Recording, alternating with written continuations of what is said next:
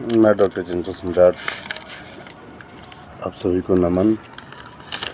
और ये सवाल कुछ मुझसे जुड़े हुए हैं और कुछ बक्सर के जनता से। तो चलिए सवाल को शुरू करते हैं। और सवाल ये है, पहला ही सवाल अजीब तरह का थोड़ा सा, कि संजय कुमार तिवारी यानी कि बक्सर सदर के विधायक एमएलए मुन्ना तिवारी।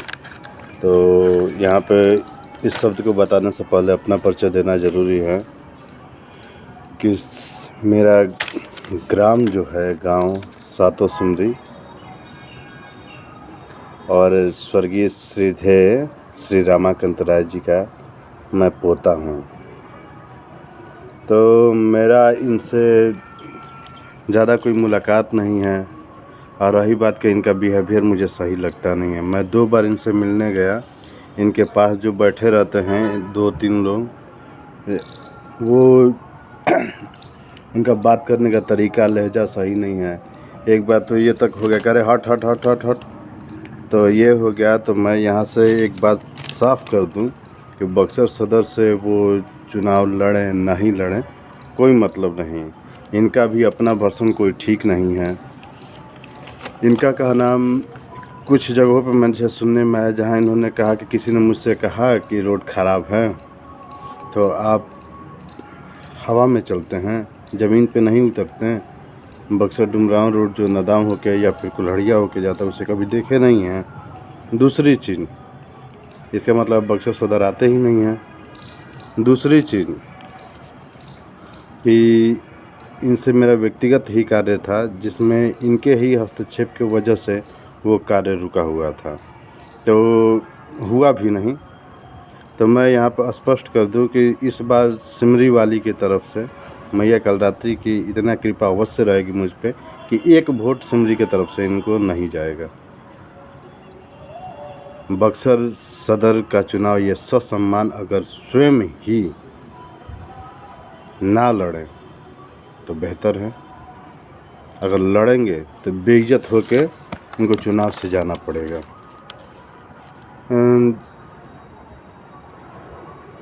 और क्या बोलूं इनके बारे में। अच्छा, इनके बारे में कहा जाता है कि शतरंज के काफ़ी माहिर खिलाड़ी हैं। तो चलिए मैं इनको एक बात और कह देता हूं कि वो शतरंज के माहिर खिलाड़ी चाहे जितने भी बड़े हों, अनाड़ी तो मैं भी नहीं। आ रही बात कि वो शतरंज के जिस दाव में अपने आप को माहिर समझते होंगे, कार्य तो अब हुआ नहीं है, तो क्या पक्ष, क्या विपक्ष, क्या विरोध, क्या अनुरोध, वो चाल चल के देख लें। और निसंदेह उसमें मुझे पारंगत ना पाएँ तो कहें। दूसरी चीज़ हो गई, बक्सर से ही जुड़ी है, कि अमित सिंह और मेरी मित्रता है। मेरी मित्रता सिर्फ अमित सिंह से नहीं है। मेरी मित्रता लगभग बक्सर ज़िले में, मतलब जिस तरह की फैमिली से मैं बिलोंग करता हूँ, इस वजह से काफ़ी वैसे लोगों से रहा जिन पर किसी न किसी प्रकार से आपराधिक मुकदमे दर्ज हैं, दायर हैं।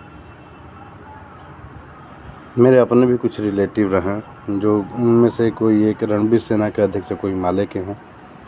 तो चलिए आइए हम इस पे भी आ जाते हैं। अमित सिंह के केस में एक भी गवाही नहीं होगी।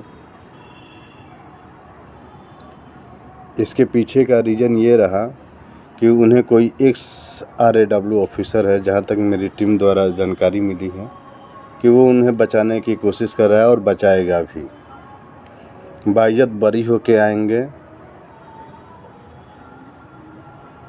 इससे ज़्यादा मैं क्या कहूँ।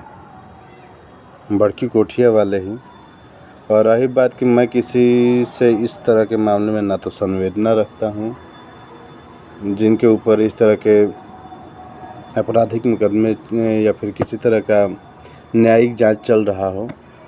और रही बात कि ना मैं किसी की सत्यता की पुष्टि करता हूँ।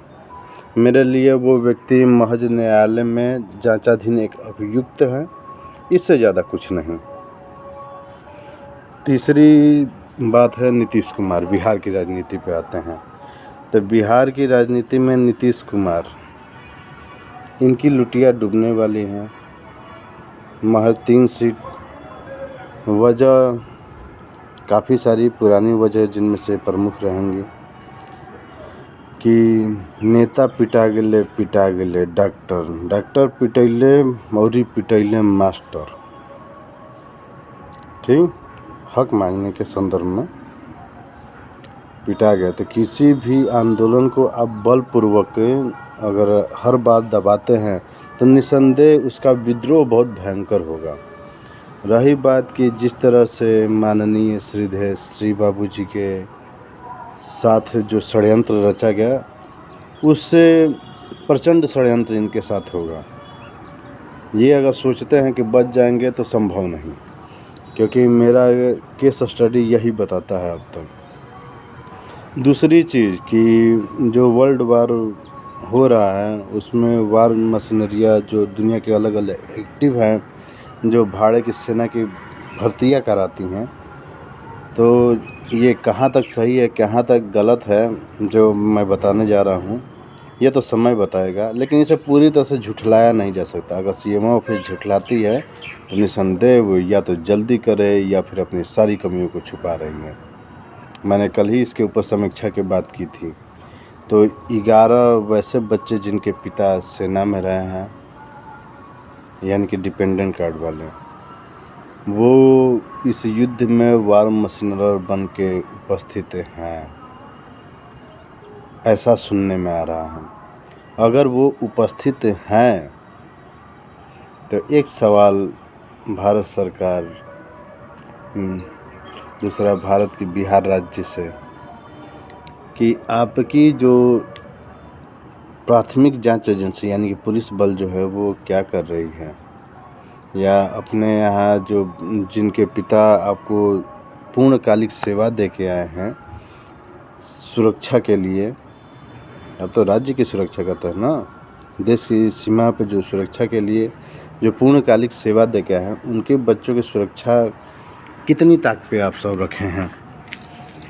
अगर उन्हें कुछ होता है इस युद्ध में, पहले तो कि मुझे नहीं लगता कि डेड बॉडी को वो सुपुर्द करेंगे या फिर नहीं करेंगे, ये तो आने वाला समय बताएगा। अगर उनकी डेड बॉडी आती हैं तो आप क्या कहेंगे?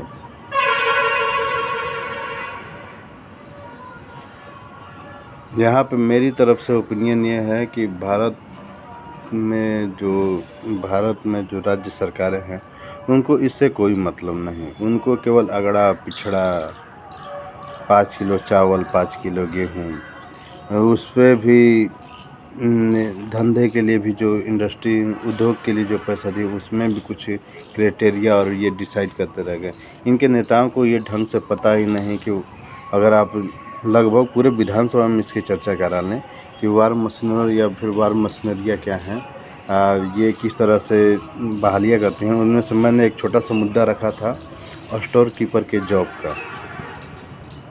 मुझे भी ऑफ़र हुई थी, लगभग इस बात को 4-5 साल हो गया, जिस समय मैंने मॉडल थाना में इसकी चर्चा की थी, तब इसके बारे में किसी ने, उसके 2 साल बाद ये वीडियो आई थी जिसमें कुछ में भारत के लड़के हैं जिन्होंने वो वीडियो बनाया था कि वो रसिया में सेना में भर्ती हो चुके हैं, कमाने के उद्देश्य से गए थे और अलग तरह के ही कार्यों में उनको लगा दिया गया। तो ये मैं यहाँ पे कहूँगा, अगर वो उपस्थित हैं तो एक बात समझ लीजिए कि नीतीश कुमार के राजनीतिक करियर पे वो आखिरी ताबूत पे उनकी ये कील होगा। और उसके बाद किसी टॉप के राजनीतिज्ञ को जिस तरह से प्रताड़ना, या फिर प्रताड़ना क्या बोलते हैं, जिस तरह से जांच में उलझा के उनको जेल दिया जाएगा, कभी बेल नहीं ले पाएंगे। ये श्री बाबू जी की तरह इनके जेल में ही देहांत हो जाएगी, और आदित्य सिंह की तरह जो चारा घोटाला में रहें, क्योंकि जेल के नियम कानून लगभग सबके लिए समान है। मेरी अपील और आग्रह यही रहेगी कि अगर जांच एजेंसियाँ जगती हैं तो इसके ऊपर जांच करना शुरू करें। अगर नहीं जगती हैं तो काफ़ी खूबसूरत चीज़ है कि दुनिया भर से जब वो विश्व युद्ध समाप्त होगा, दुनिया भर से जब ये लौटेंगे तो अलग अलग देशों के ये सेना में उपस्थित रहेंगे। अपने सहभागी या फिर युद्ध में जो अपने नज़दीकी होंगे उनको उन्होंने दुश्मन देश की गोला बारूद से मरते हुए देखा होगा।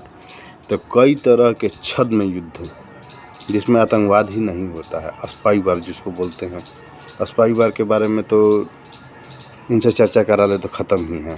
इनका वैचारिक पतन भी है बिहार के राजनीतिज्ञों का। स्पाई वार शुरू होगा जिसमें कई तरह के नेता, मंत्री और अधिकारियों की मृत्यु तय है। अब वो वापस आएंगे तो कभी सोचा है कि उनकी शक्ति का उपयोग आप क्या करेंगे? वह जहाँ से भी वापस आएंगे सेना के कुछ न कुछ पदों पे वो कार्यरत रह चुके होंगे। युद्ध से सीधा वापस आएंगे तो उनकी शक्ति का क्या उपयोग करेंगे? अब मैंने पहले ही कहा है कि हवन की शक्लियों का यूज या फिर तिल और जौ का यूज हवन में ही होता है। मतलब विश्व युद्ध से वो वापस आएंगे तो फिर से शक्ति एकत्रित करेंगे और विश्व युद्ध का कारण बनेंगे वो।